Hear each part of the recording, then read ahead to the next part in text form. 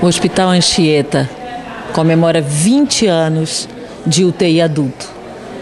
E mais especialmente, 5 anos de humanização nessa UTI, ou seja, a participação 24 horas dos familiares dos pacientes.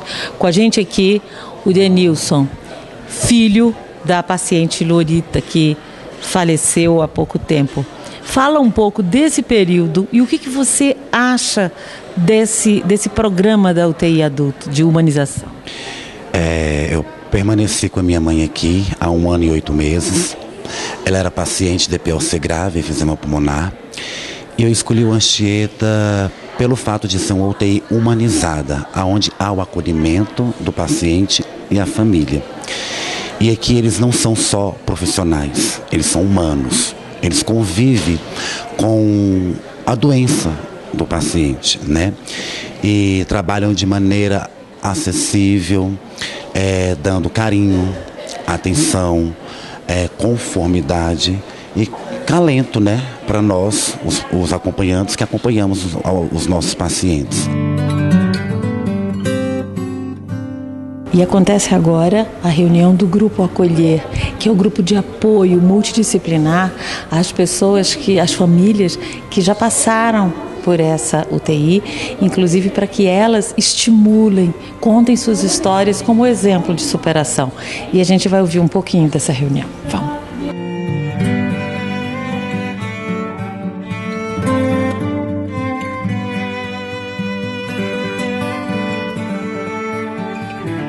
Porque o meu esposo faleceu aqui, amanhã faz 15 dias, está com 14 dias hoje. Ele foi muito bem cuidado, nós fomos muito bem recebidos, inclusive o carinho da equipe todo o tempo, e principalmente na hora que ele faleceu, a gente sentiu o abraço da equipe muito carinhoso, muito dolorido. A gente sentiu que eles amam de verdade os pacientes do Hospital Anchieta.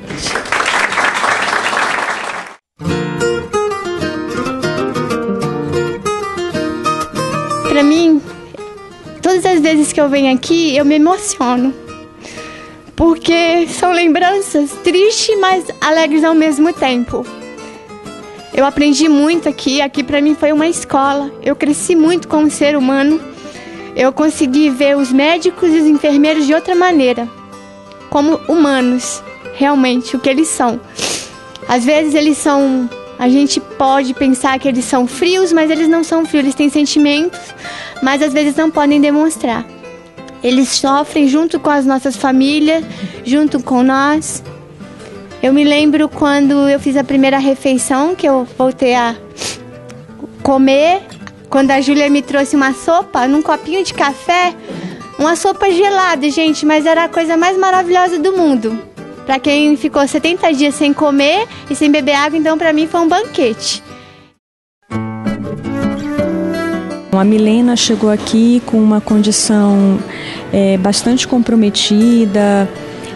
A gente não tinha muita certeza com relação ao diagnóstico, ela ainda estava sob investigação e durante a internação ela fez um quadro de agravamento da parte respiratória e ficou muito, muito grave. A gente teve que chamar a equipe da neurocirurgia, ela fez tomografia, ressonância, né? E aí a gente chegou a um diagnóstico de AVC, né? Que é o derrame, mas assim, numa localização muito delicada, e o pensamento da gente é que é baixa resposta, assim, pela condição, né? Pelo diagnóstico que foi feito. Ela oscilava muito a condição emocional dela e isso ajudava, às vezes atrapalhava o nosso trabalho, mas a gente com muita força de vontade, a equipe junto, trabalhamos fortemente com ela e hoje ela está praticamente reabilitada, decanulada, respirando sozinha. E a gente fica muito feliz dela voltar às atividades de vida diária dela. Quando a Milena conseguiu se estabelecer no quadro respiratório, a gente iniciou um trabalho com ela ainda no ventilador para ela poder conseguir deglutir a própria saliva, que ela tinha muita dificuldade, ela não conseguia falar pela cânula de traqueostomia, e a gente foi desenvolvendo esse trabalho. Foi necessário via alternativa de alimentação, ela ficou primeiramente com uma sonda no nariz, depois, como o tempo de internação dela foi prolongado, a gente teve que remover a sonda do nariz e fazer uma sonda na barriga, que chama gastrostomia, e nesse período, diariamente, a gente fazia exercícios para voltar a força muscular para a deglutição. No começo foi muito difícil, o prognóstico dela era muito reservado pelo tipo do AVC que ela teve, e a gente não esperava que ela fosse voltar a se alimentar pela boca. E no final da internação dela, ela já saiu do hospital, começando as primeiras dietas, já se alimentando pela boca. A Milena ficou muito abalada porque ela era muito nova, tinha muitos sonhos, muitos planos, e diante do prognóstico dela, ela se sentiu completamente frustrada, né? A família sempre foi muito esperançosa, sempre foi muito presente, e a gente tinha que acompanhar isso e mediar, porque ao mesmo tempo que a gente precisa permitir a esperança da família, a gente precisa informar da realidade, né? E foi um quadro muito difícil. Milena está aqui hoje no mesmo quarto da UTI que ela esteve por 2 meses. E nós vamos entrar porque eu soube que ela está até namorando. Milena! Você está no mesmo apartamento que você ficou. O que vem na sua cabeça? Um filme. Passou um filme de tudo que aconteceu comigo. Parece que agora caiu a ficha. Como foi esse AVC? Você estava fazendo o quê? Aonde? Foi uma junção de coisas. Que eu estava estressada no trabalho. Tomei 11 anos de anticoncepcional. Estava com síndrome do pânico. Era tabagista. Você lembra de alguma coisa no dia? E quando você se lembra de estar no hospital? Eu lembro de tudo.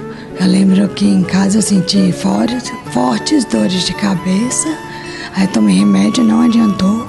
E eu peguei e saí. A minha vista ficou turva.